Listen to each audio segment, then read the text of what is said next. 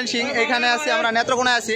নেত্রকোনা থেকে ময়মনসিংহ ভাড়া এখানে হয়েছে 100 টাকা করে, 80 টাকা 100 টাকা। আর তারা এখন এই সুযোগে এই যে সিন্ডিকেট করে এরা এই 100 টাকার ভাড়া 300 টাকা করে নিতেছে। আমরা সেনাবাহিনীকে নক করেছি, সেনাবাহিনী এখন আসে না, একটু তাড়াতাড়ি চলে আসবে। কি একটা অবস্থা দেখেন, রাস্তাঘাট বন্ধ করে হ্যাঁ আমাদের মানে পাবলিকদেরকে কি একটা বুকাইতেছে। হ্যাঁ এরা এখন বাপদাদার সম্পত্তি পাই নিচ্ছে, দেশটারে এখন এরা বাপদাদার সম্পত্তি বানায় ফেলাইছে একবারে।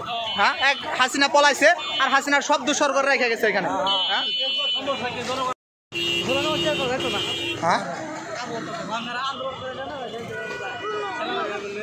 সেনাবাহিনী তো নিয়ে যাবো, ফিটনাটা শুরু করবো যখন পুটকি মাথায় তখন ঠিক হয়ে যাবে।